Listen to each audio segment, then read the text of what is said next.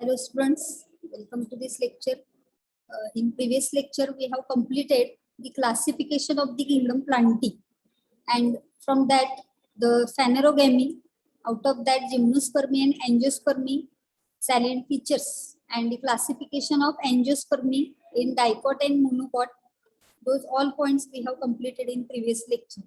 Now, in today's lecture, we are going to see the information about the different life cycles which were observed in the plant life cycle. So in plants, as we have seen, the kingdom Plantae is divided into cryptogamy and phanerogamy. And in cryptogamy, again, there are three divisions, that is division algae, then division bryophyta, division pteridophyta. Okay. And in phanerogamy, again, two divisions are there, division gymnospermy and division angiospermy. And all these 5 different types of divisions which were present in the kingdom Plantae are showing some typical life cycles. And those typical life cycles we have to study in this lecture. So let us start here the point, that is plant life cycles. Okay. So first here, all the plants are showing 2 phases in their life. That means every plant body, though it is present in the algae, bryophyte, pteridophyte, gymnosperm or angiosperm, all the plant bodies life cycle of a plant includes 2 phases. The first phase, it is known as the sporophytic phase, which is always diploid, that is 2N, and second phase is the gametophytic phase, which is always haploid and N. These points you have to remember for the examination point of view, that all plants are showing 2 phases in their life cycle. First phase, it is known as the sporophytic phase, which is diploid 2N, and second phase, it is the gametophytic phase, haploid. Okay. Second point here, some special diploid cells of sporophyte divides meiotically to produce haploid cells. In every plant here, the sporophyte shows diploid cells, and these diploid cells undergo meiosis to form haploid cells. The cell divisions are of 2 types. One is known as the meiosis and second is known as the mitosis. In meiosis, the diploid cell is divided into 4 haploid cells. As you already studied in 9th or 10th standard, the cell division topic, and in this year also in 11th standard, we have to see the topic cell division in detail later on. But here we have to remember that this sporophyte is showing diploid cells, and these diploid cells are dividing meiotically to produce the haploid cells, and afterwards these haploid cells are giving rise to gametophyte. These haploid cells are germinating, or they are producing to form the gametophyte, and again the gametophyte produces gametes which fuse during the fertilization to produce a diploid zygote that divides mitotically to form diploid sporophyte. म्हणजे बघा, प्लांटच्या life cycle मध्ये कुठलीही plant असू दे, algae असू दे, bryophyte असू दे, pteridophyte असू दे, gymnosperm असू दे, एंजिओस्पर्म असू दे, ह्या 4 स्टेजेस आता जे आपण बघितले, ह्या प्रत्येक प्लांट मध्ये आपल्याला बघायला मिळतात. बघा, फर्स्ट काय बघितलं आपण, 2 फेजेस असतात लाईफ सायकल मध्ये. फर्स्ट फेज जी आहे ती स्पोरोफायटिक फेज आहे, जी डिप्लॉइड आहे 2N. सेकंड फेज जी आहे ती गॅमेटोफाइट आहे, हॅप्लॉइड N त्याला म्हणलेलं आहे. Okay. And the sporophyte shows the diploid cells. These diploid cells divides meiotically to produce the haploid cell. Sporophyte मधले cells हे diploid असतात, आणि ह्या diploid cell मध्ये meiotic division होऊन haploid cells तयार होतात, and from that haploid cells gametophyte is produced, and these gametophytes are producing gametes, and these male gamete and female gamete fuses during the fertilization, and there is a formation of again diploid zygote, which diploid zygote is responsible for production of these diploid sporophyte. Every plant shows these 4 events in their life cycle. Okay, and here the sporophytic and gametophytic generations are occurring alternately in the life cycle of a plant, and this phenomenon is called as the alternation of generation. Every plant is showing these 2 phases or these 2 generations, sporophytic generation and gametophytic generations, and these generations are occurring in the plant body alternately. One generation is sporophytic, second gametophytic. Again third generation is sporophytic, next gametophytic. Again sporophytic, next gametophytic.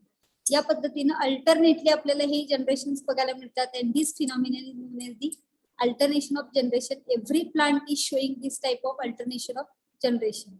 But the difference is that here in bryophytes, gametophytic phase is dominant.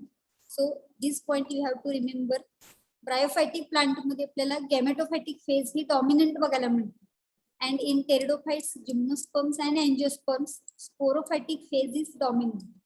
This is the difference between these two plants, that bryophytes are showing dominant gametophyte, while in pteridophytes, gymnosperm and angiosperm, dominant phase is the sporophytic phase. This is the basic difference you have to remember. And in plants, based upon the nature of dominant phases in the life cycle may be heplantic, diplantic, or haplodiplantic life cycle.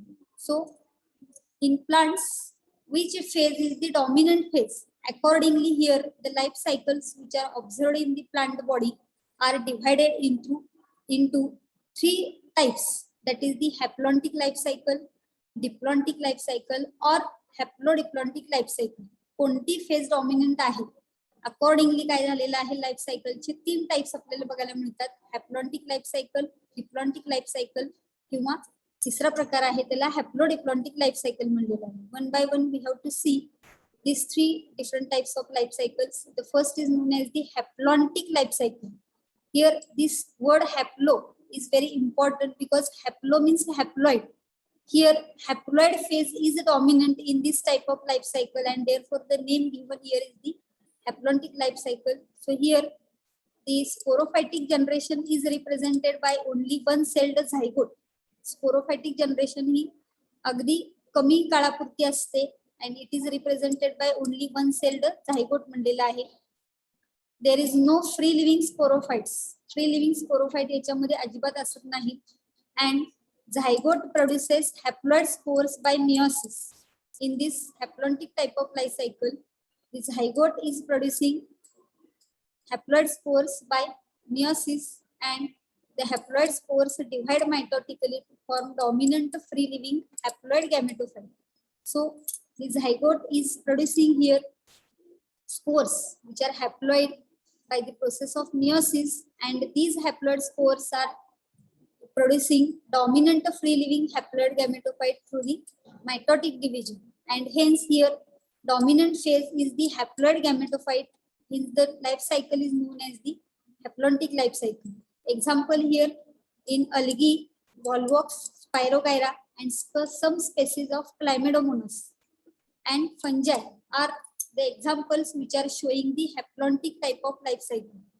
म्हणजे या plant मध्ये जे algae मधले दोन examples आपण बघितले, व्हॉल्वॉक्स आणि spirogyra आहे, आणि काही स्पेसिस आहेत क्लायमेडोमोनस. हे तीन एक्झाम्पल अल्गी मधले आहेत. And all the fungi, these plants and these fungi are showing haplantic type of life cycle where no free living sporophytes we can observe. So dominant phase is the haploid gametophytic phase, and hence the name of life cycle is given here is the haplantic life cycle. म्हणजे या टाइपच्या life cycle मध्ये haploid spore पासून haploid गॅमेटोफाइट तयार होतो, and that haploid gametophyte is the dominant phase in the life cycle, and therefore the name is given here haplantic life cycle. Let us see in the diagrammatic representation this haplantic life cycle. So here you can see this is the diagrammatic representation of the haplantic life cycle. What happens here during the life cycle? Here the zygote, first stage is the zygote which is diploid to n. First phase आहे A. This zygote undergoes a meiosis, and there is a formation of spores. These spores are haploid spores, and afterwards these spores are germinating and they are producing the gametophyte, and this gametophyte is haploid again. And in gametophyte, gametogenesis is taking place. That means gamete formation is taking place, male gamete and female gamete, and both these male and female gamete are fused together and they are fertilizing. That condition is known as here syngamy. Syngamy म्हणजे fusion of male and female gamete, that is known as the syngamy. and after fertilization again there is a formation of diploid zygote, and this diploid zygote again undergoes meiosis and there is a formation of haploid spores. Haploid spores germinating to produce haploid gametophyte, and in haploid gametophyte two gametes are produced. Mail gamete haploid तयार होणार आणि plus त्याच्याच वरती female gamete haploid तयार होणार. त्या दोन्हीचं fertilisation इथं होणार आहे. n + n = काय तयार होणार, पुन्हा डिप्लॉइड तयार होणार, त्यालाच आपण झायगोट म्हणणार आहे. In this way the haplodyphonic life cycle is completed, and here the dominant phase is shown. Here is the pink colored structure. Pink कलरचं जे स्ट्रक्चर आहे ती डॉमिनंट फेज आहे आणि पूर्ण हॅप्लॉइड फेज जी आहे ती आपल्याला डॉमिनंट बघायला मिळते. म्हणून ह्या लाईफ सायकलला काय म्हणलेलं आहे बघा, हॅप्लॉन्टिक लाईफ सायकल म्हणलेलं आहे. ब्ल्यू कलरची जी स्टेजेस दाखवलेले आहेत इथे फक्त झायगोट एवढं एकच स्ट्रक्चर डिप्लॉइड आहे, त्यामुळे तो रेसेसिव्ह स्टेज आपल्याला सांगता येईल इथं. आणि जे हॅप्लॉइड स्ट्रक्चर आहे बघा, स्पोर्स हॅप्लॉइड आहेत, गॅमेटोफाइट हॅप्लॉइड आहेत, गॅमेट तयार होणारे हॅप्लॉइड आहेत. त्यामुळे जास्त फेज मोठी कुठली आहे, हॅप्लॉइड फेज आहे, म्हणून ह्याला हॅप्लॉन्टिक लाईफ सायकल म्हणलेलं आहे. Examples of this haplontic life cycle, अलगीमध्ये Volvox, Spirogyra, some species of Chlamydomonas आणि फंजल, हे डिफरंट एक्झाम्पल्स आपल्याला याचे सांगता येतील. या पद्धतीने एक्झाम मध्ये आपल्याला हॅप्लॉन्टिक लाईफ सायकल जर विचारली तर ही इन्फॉर्मेशन आपल्याला तिथं लिहिणं अपेक्षित आहे. ओके, समजली का सर्वांना हॅप्लॉन्टिक लाईफ सायकल? आता नेक्स्ट लाईफ सायकल आपण बघणार आहे diplontic life cycle. Okay, so in diplontic, here again the word diplo means diploid phase. Here the dominant phase is the diploid phase and therefore it is known as the diplontic life cycle. Gametophytic generation is represented only by 1 to few celled gametophyte. So here very short duration of the gametophyte we can observe, and the large duration is shown by the sporophyte, and therefore the life cycle is known as the diplontic life cycle. Gametophytic generation is represented by only 1 to few celled gametophyte, and the sporophytic phase is dominant, photosynthetic and independent phase. In this type of life cycle, the dominant phase is the sporophytic phase, which is photosynthetic and independent phase. Okay. For example, here in algae, fucus, the example which is showing the diplontic life cycle, then all the gymnosperms, then all the angiosperms and all the animals are showing such type of life cycle. So here the maximum number of organisms are showing such type of life cycle, that is known as the diplontic life cycle. Example, algae मध्ये fucus लक्षात ठेवायचं, gymnosperm सगळे, angiosperm सगळे आणि animal सगळे, ज्यांच्यामध्ये स्पोरोफायटिक phase कशी असते, डॉमिनंट असते, फोटोसिंथेटिक आहे, इंडिपेंडंट आहे. आणि गॅमेटोफायटिक जनरेशन मात्र काही एक सेल पासून काही सेल पर्यंत एवढी छोटीशी लाईफ सायकल आपल्याला गॅमेटोफाइटची बघायला मिळते. Let us see in the diagrammatic representation. This is the diagrammatic representation of the diplontic life cycle. Here you can see the life cycle starts from the sporophyte, which is a diploid. From sporophyte, here the spores are produced, that is gametes are produced, gametogenesis, and afterwards here male gamete and female gamete is combining together and they are fusing together here, and there is a formation of syngamy, that is fertilization, zygote, which is again diploid here, and only this phase is the gametophytic phase, which is a haploid. इथं pink कलरचे जे structure दाखवलेले तेवढंच haploid phase आपल्याला असलेली बघायला मिळते, आणि जे ब्ल्यू कलरचं स्ट्रक्चर दाखवलेले आहे ती सगळी स्पोरोफायटिक फेज आहे. And the diploid phase is dominant here, and hence the life cycle is known as the diplontic life cycle. बघा पुन्हा एकदा याच्यामध्ये कशा पद्धतीने ही लाईफ सायकल कॅरी आउट केली जाते. स्टार्टिंग पासून जर आपण बघितलं तर सुरुवातीची स्टेज कुठली आहे याच्यामध्ये, समजा आपण स्पोरोफाइट पासून सुरुवात केली तर सुरुवातीला स्पोरोफायटिक फेज जी आहे ती काय आहे, डिप्लॉइड आहे. स्पोरोफाइट वरती काय तयार होणार आहे, गॅमेटोजेनेसिस म्हणजे गॅमेट फॉर्मेशन, आणि गॅमेट फॉर्मेशन मध्ये नेहमी मियोसिस थ्रू गॅमेट फॉर्मेशन होत असतं, हॅप्लॉइड गॅमेट्स तयार होतात. फक्त गॅमेटोफायटिक फेज मध्ये गॅमेट्स तयार होण्याची स्टेप आपल्याला इथं बघायला मिळते. त्याच्यानंतर दोन्ही गॅमेट पुन्हा काय केले जातात, इथं फ्यूज केले जातात. ह्या स्टेजला आपण सिनगॅमी म्हणलेलं आहे, fertilisation, and there is a formation of diploid zygote. and from zygote again the diploid sporophyte is produced, and from sporophyte again gametogenesis, gametes are produced. So in this life cycle, the larger duration is shown by the diploid phase, and sporophytic phase is the diploid, and therefore the name of the life cycle is diploidic life cycle. Okay, example here in algae, fucus, gymnosperm मध्ये angiosperm आणि animals हे लक्षात ठेवायचे आहे त्याच्यामध्ये. This is the second type of life cycle, which is known as the diploidic life cycle. Now the third type, we have to see before that the comparison between these two life cycles, haplodyphonic life cycle and diploidic life cycle. तर ह्या दोन्ही diagram मध्ये तुम्ही observe केल्यानंतर तुमच्या लक्षात येईल की जी पिंक कलरचं स्टेज दाखवलेलं आहे, इथं पिंक कलर दाखवलेला आहे, इथं पिंक कलर दाखवलेला आहे. दोन्ही पिंक कलर मध्ये काय दाखवलेलं आहे तर गॅमेटोफायटिक फेज दाखवलेला आहे. इकडे पण गॅमेटोफायटिक फेज आहे आणि इकडे पण गॅमेटोफायटिक फेज आहे. आणि ब्ल्यू कलरचे जे स्ट्रक्चर दाखवलेलं आहे ते ब्ल्यू कलरचे स्ट्रक्चर म्हणजे काय आहे, स्पोरोफायटिक फेज आहे. तर दोन्ही मध्ये तुम्ही बघू शकताय की हॅप्लॉन्टिक लाईफ सायकल मध्ये पिंक कलरचे जे स्ट्रक्चर आहे किंवा पिंक कलरची जी फेज दाखवलेली आहे ती लॉंग ड्युरेशनची आहे आणि ती हॅप्लॉइड आहे, म्हणून ह्या लाईफ सायकलला काय म्हणलं जातं, हॅप्लॉन्टिक म्हणलेलं आहे. शॉर्ट ड्युरेशनचा आहे तो स्पोरोफायटिक फेज आहे. त्या उलट डिप्लॉन्टिक लाईफ सायकल मध्ये बघितलं तर ब्ल्यू कलरचा जो फेज दाखवलेला आहे तो लॉंग ड्युरेशनचा आहे, म्हणजेच तो स्पोरोफायटिक आहे. आणि स्पोरोफाइट डिप्लॉइड असल्यामुळे डिप्लॉन्टिक लाईफ सायकल असं ह्याला नाव दिलेलं आहे, कारण डिप्लॉइड फेज हीच डॉमिनंट आहे आणि गॅमेटोफायटिक फेज ही व्हेरी शॉर्ट ड्युरेशनची आहे. फक्त गॅमेट्स आपल्याला तिथं बघायला मिळतात किंवा गॅमेटोफाइट बघायला मिळतो, ती शॉर्ट ड्युरेशनची आहे. So this is the difference between this haplontic life cycle and diplontic life cycle. Okay, now the third type of life cycle, that is known as the haplodiplontic life cycle. What does it mean? Here we have to see first of all the examples of algae. These examples you have to remember for the examination, that algae, ectocarpus, polysiphonia and kelps. These three algae are showing this typical life cycle which is known as the haplodiplontic life cycle. Okay, and the bryophytes and pteridophytes are also showing this life cycle, but both the phases are multicellular and they differ in their dominant phases. Bryophyte आणि pteridophyte मध्ये आपल्याला हॅप्लोडिप्लॉन्टिक life सायकलच बघायला मिळते, पण दोन्ही मध्ये dominant phases मात्र कसे आहेत त्याच्यामध्ये आपल्याला वेगवेगळे बघायला मिळतात. काय वेगळे आहेत ते आपण बघणार आहे इथं.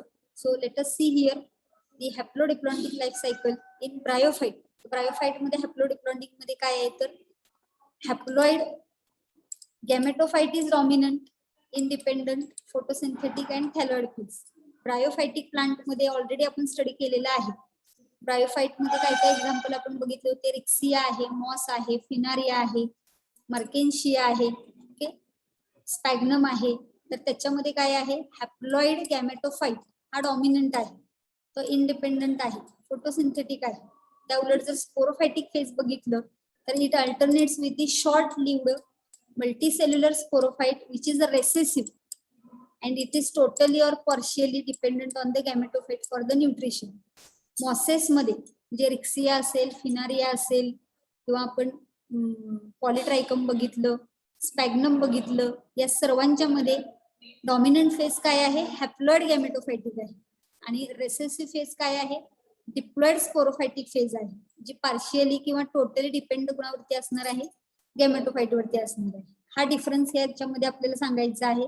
या उलट जर आपण टेरिडोफायटिक प्लांट मध्ये बघितलं तर in pteridophytic plant the diploid phase, sporophytic phase it is dominant while haploid gametophytic phase is recessive. This is the difference between bryophyte and pteridophyte. So in pteridophyte the diploid sporophyte is dominant, independent, photosynthetic and vascular plant body.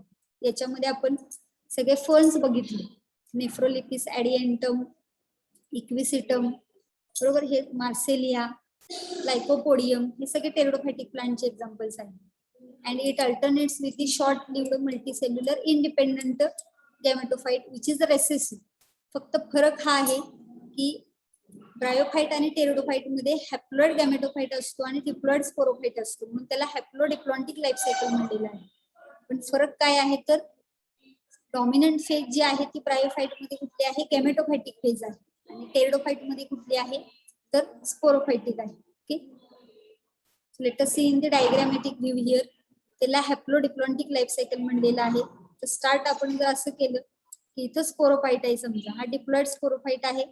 Sporophyte मध्ये meiosis होणार आहे. Meiosis नंतर haploid spores तयार होणार आहे. आम्ही तर diploid phase संपली तर हॅप्लॉइड फेज सुरू झाली. तर स्पोर जर्मिनेट झाल्यानंतर काय तयार होणार, हॅप्लॉइड गॅमेटोफाइट तयार होणार. आणि हॅप्लॉइड गॅमेटोफाइट पासून पुन्हा गॅमेट तयार होणार, मेल आणि फिमेल गॅमेट. आणि हे हॅप्लॉइडच असणार आहे. आणि after fusion of the male and female gamete, that is syngamy, the diploid zygote is produced and from this diploid zygote sporophyte is again developed. In this way, half of the life cycle is shown by this diploid phase and half of the life cycle is showing by this haploid phase, and therefore such type of life cycle is known as the haplodiplontic type of life cycle.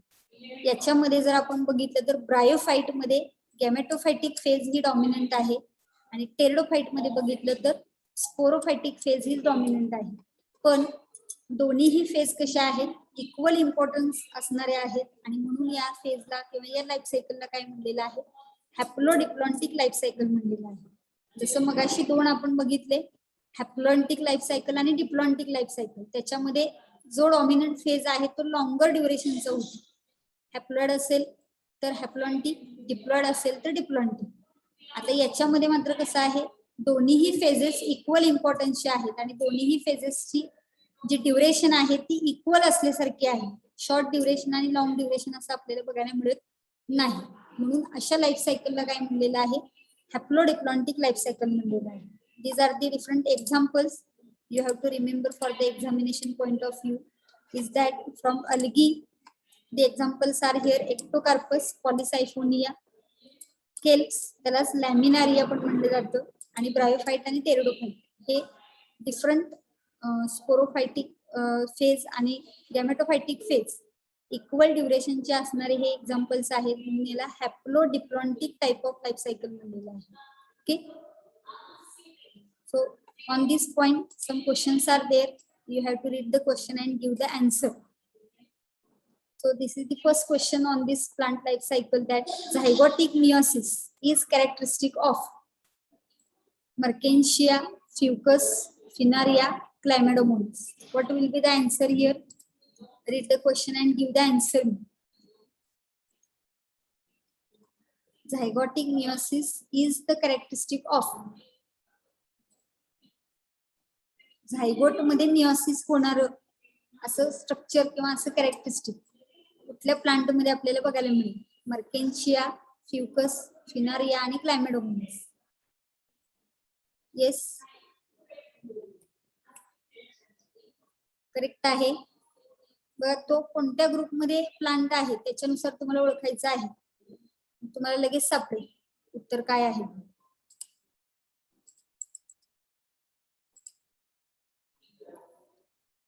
Zygote मध्ये meiosis होणारं जे structure आहे, जे zygote diploid असणार आहे आणि त्याच्यामध्ये meiosis होऊन हॅप्लॉइड स्पोर तयार होणार आहे. अगदी बरोबर आहे. डी ऑप्शन क्लायमेडोमोनास हे त्याचं करेक्ट आन्सर येईल. कारण मर्केन्शिया, फ्युकस अलगी आहे, आत्ताच आपण लाईफ सायकल त्याची डिप्लॉन्टिक बघितली. फिनारिया मॉस आहे आणि मर्केन्शिया ब्रायोफाइट आहे. यांच्यामध्ये हॅप्लोडिप्लॉन्टिक आपल्याला लाईफ सायकल बघायला मिळते, ज्याच्यामध्ये झायगोटिक मिओसिस नाहीये. तिथं स्पोरोफायटिक मध्ये मिओसिस कंडिशन आपल्याला बघायला मिळते. हे तिन्ही मध्ये झायगोट मध्ये मिओसिस होणार हे एकच एक्झाम्पल आहे, Chlamydomonas. Okay, so the option will be the correct answer. Next question here. Life cycle of Ectocarpus and Fucus respectively are haplontic, diplontic, diplontic, haplodiplontic, haplodiplontic, diplontic आणि हॅप्लोडिप्लॉन्टिक, हॅप्लॉन्टिक. काय उत्तर येईल सांगा? एक्टोकार्पस आणि फ्युकस ह्या दोन अल्गींच्या मधली लाईफ सायकल ओळखायची आहे. Just we have discussed all the points. Yes, प्रत्येक लाईफ सायकलचे जे एक्झाम्पल्स आहेत ते एक्झाम मध्ये आपल्याला महत्वाचे लक्षात ठेवायचे आहेत. तर काय येईल सांगा? एक्टोकार्पस आणि फ्युकस करेक्ट आहे. आत्ताच आपण बघितलं शेवटची जी लाईफ सायकल आहे एक्टोकार्पस मधली हॅप्लोडिप्लॉन्टिक आणि फ्युकस ही सेकंड टाइपची आहे, diplontic. So C option here will be the correct answer. Okay, very good. Okay, so in this way the topic kingdom Plantae we have completed. Okay, in next lecture we have to start the next topic. So we will stop here.